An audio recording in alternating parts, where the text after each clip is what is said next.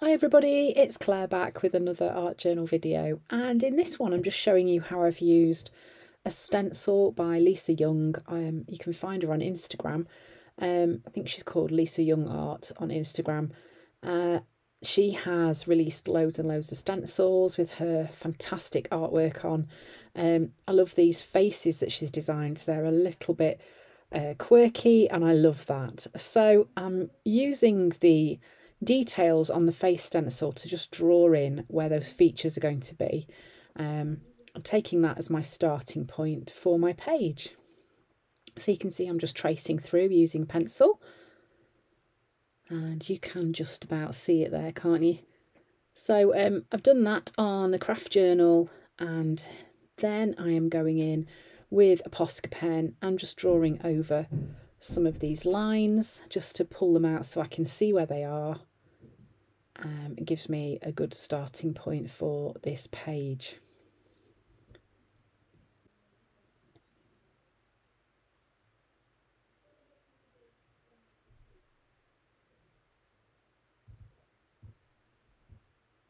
So obviously you don't have to draw the lines in with a Posca pen, but I am going to be adding some colour onto the face. And I quite like sometimes to draw the features in with the pen and then add the colour over the top, and then you can always draw the features back in again if you want to. But it's quite a nice way to create that face and have it there on your page so you can see what you're kind of working with. So then I'm going straight in on the background and I'm using Peacock. I'm just going to pull that colour around the face. I'm just painting round, you can see, around those edges. I'm pretty sure that I haven't actually used any gesso on this page. I can tell by the way the paint's going on that there isn't any clear gesso on there. Like I've said before, it does help if you add some clear gesso onto your page before you start, because you can move the paint around a lot easier. And these craft journals do tend to be quite absorbent, so it will make a bit of a difference with the way the paint goes onto the page as well.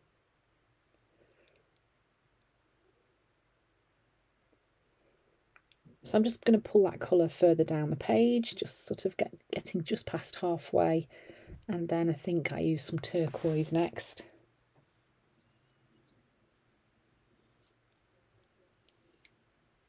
This is a really nice, quick way to create a fun journal page with a face. I mean, using faces on journal pages is something that I do love to do. Faces are so expressive, aren't they? And they're just, it's a really nice way to create an interesting journal page by using a face. And there are so many stencils out there with faces on. And you can alter them and change them up so that it's got your kind of twist on it. But it gives you that really good starting point, particularly if you're not very confident with drawing your own faces. It very much for me depends how I'm feeling that day as to whether or not I actually want to draw a face myself or whether I'm going to use a stencil.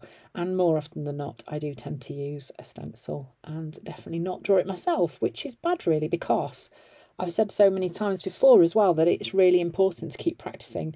And now I'm doing this voiceover, I'm sitting here thinking, yes, well, Claire, you haven't been doing any practicing recently. You have not been drawing your own faces. So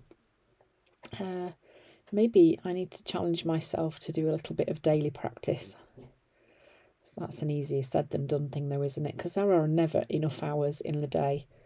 Yeah, so I'm just pulling this turquoise up the page now and trying to sort of blend it into where the peacock is. I'm just going to pop it at the other side of the page as well.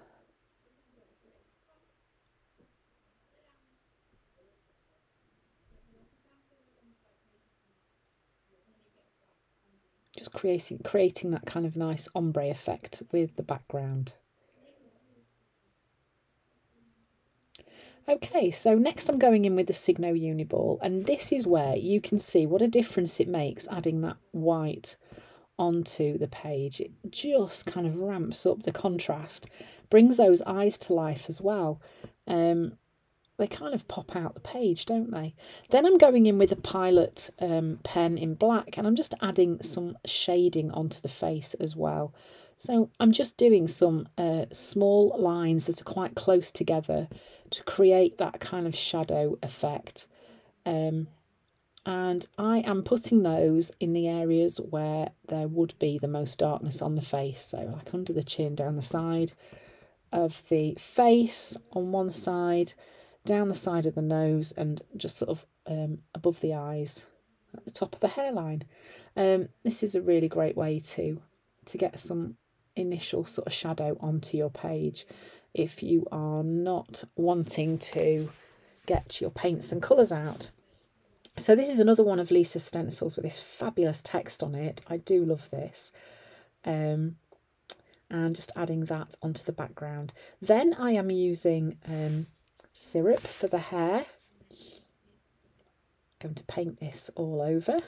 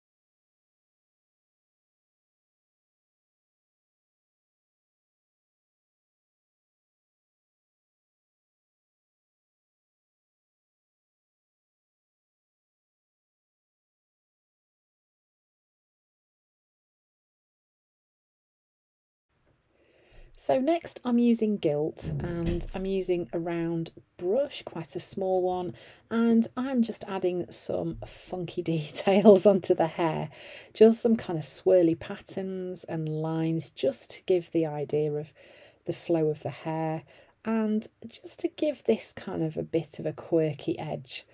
The gilt shows up so nicely. It's one of Dina's metallic paints, and it works really nicely on the top of syrup as well. You can see it stands out really well.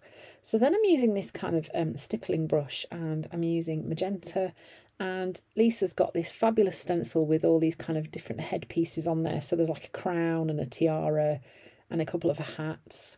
So I'm just using this tiara shaped one, giving it a quick dry, and then just spent a bit of time fussy cutting it out. It was quite fiddly, but I was really pleased with it once it was cut out. And then just using this fine applicator bottle with a bit of clear glue in to stick this in place. Initially I stuck it quite low down, thought no, I didn't like it, it doesn't look quite right. And then I did actually push it further up the head. As you can see, just looks right, doesn't it, up there? I don't know, you might not agree with me, you might think it looks better lower down. And then I'm using my Posca pen, I'm just mapping out some lines where my quote is going to go, and using those to kind of help me mark out where my lettering needs to fit. And then going in and writing in my quote too. So you can see this is a really simple page, with the background is just paint with a bit of stenciling over the top. The main feature really is, the main focal point is that face. And then that lovely space on the left hand side to do some journaling or write a quote as well. A really easy way to create a lovely journal page, particularly using a face stencil where the work's already been done and you don't really have to think about where you're putting all the features and whether they're going to look right or not. So yeah, definitely if you've not got a face stencil, I would recommend getting hold of one. And I do have one on my website. I've designed some for Scrap FX and also for Funky Fossil. So I hope you've enjoyed the video. I hope you found some inspiration from this quick and easy journal page. Thanks for watching, and I hope to see you again soon.